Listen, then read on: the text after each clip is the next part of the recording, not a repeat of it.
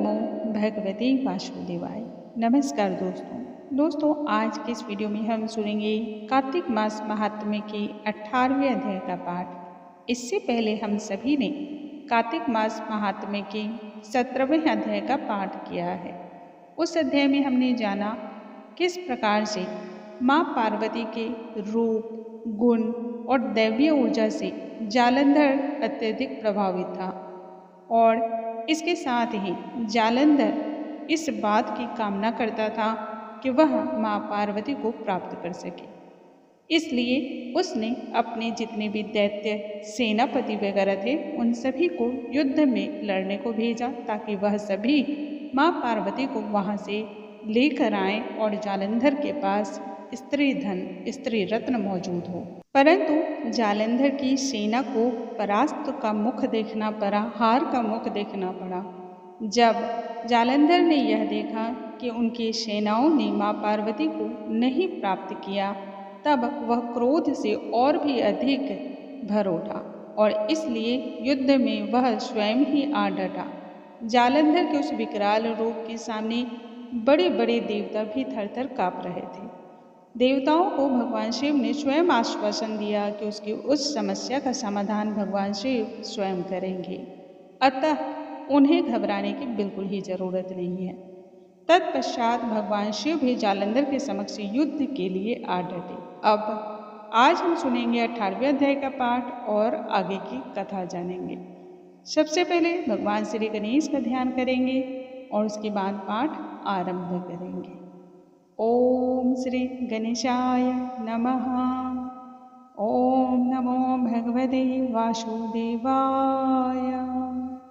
अब रौद्र रूप धारण करके महाप्रभु भगवान शंकर नंदी पर चढ़कर युद्ध भूमि में जालंधर के समक्ष आकर डट गए। उनको आया हुआ देखकर उनके पराजित गण भी युद्ध भूमि में लौट आए और भयंकर सिंहनाद करने लगे तथा विभिन्न प्रकार के आयुधों से दैत्यों पर प्रहार करने लगे। भीषण रूपधारी रुद्र को देखकर दैत्य भागने लगी। तब जालंधर हजारों बाण छोड़ता हुआ भगवान शंकर की ओर दौड़ा। इसके साथ ही जालंधर के अन्य सेना शुंभ तथा निशुंभ आदि भी वीर भी शंकर की ओर दौड़ पड़े। इतने में शंकर जी ने जालंधर के सभी बाणों को तत्क्षण ही काट डाला और अन्य बाणों की आंधी से दैत्यों को अपने फरसे से मार डाला गया। खरगोरमा नामक दैत्य को अपने फरसे से मार डाला और इसी बीच बलाहक का भी सर काट गिराया। इसी युद्ध में धसमर भी मारा गया और शिवगण किसी ने प्रचंड नामक दैत्य का सिर भी काट डाला। किसी को शिव जी के बैल ने मारा तो किसी को उनके बाणों द्वारा मार गिराया गया। यह देखकर जालंधर अपने शुंभ और उनके साथ ही जितने अन्य दैत्य थे उन सभी को धिक्कारने और भयभीतों को धैर्य करने लगा। उन्हें इस बात का आश्वासन देने लगा, पर अंदर से सभी भयभीत हो उठे थे। जालंधर की बची खुची दैत्य सेना युद्ध में उस पराजय को देखकर अंदर से बहुत ज़्यादा डरी सहमी हुई हो गई थी और इसी कारण दैत्य सेना वहाँ से पलायन करने लगी। तब महाक्रोध होकर जालंधर ने भगवान शिव को ललकारा और 70 बाण मारकर शिव जी को दग्ध कर दिया। शिव जी उसके बाणों को काटते रहे, यहाँ तक कि उन्होंने जालंधर की ध्वजा, छत्र और धनुष को भी काट दिया। फिर 7 बाण से उसके शरीर में भी तीव्र आघात पहुँचाया। धनुष के कट जाने से जालंधर ने तब गदा उठा लिया। शिव जी ने उसकी गदा के तब टुकड़े टुकड़े कर दिए। तब उसने समझा कि शंकर मुझसे अत्यधिक बलवान है। उसे इस बात का भली भांति एहसास हुआ, इसलिए उसने गंधर्वी माया का रूप धरा और उत्पन्न कर दी अनेक गंधर्व अप्सराओं के गण उसी समय पैदा हो गए। वीणा और मृदंग आदि बाजों के साथ नृत्य वो गान गाने लगे।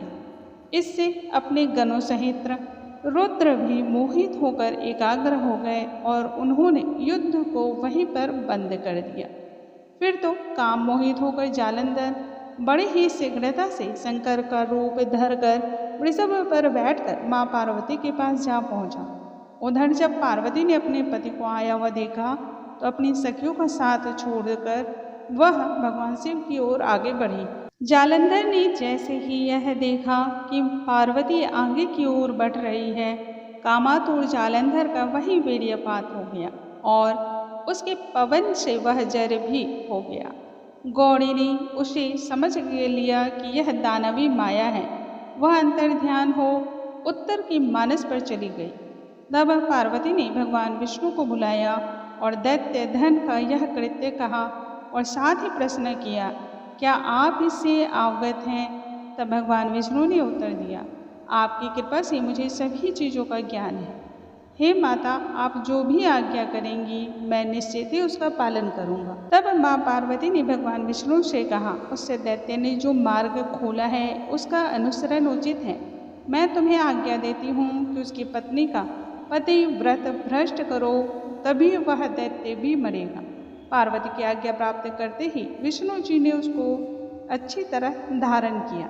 सर माथे पर वह इस आज्ञा को प्राप्त करते ही जालंधर की नगरी की ओर चल पड़ा ताकि जालंधर की पत्नी वृंदा का वह सतीत्व को नष्ट कर सके।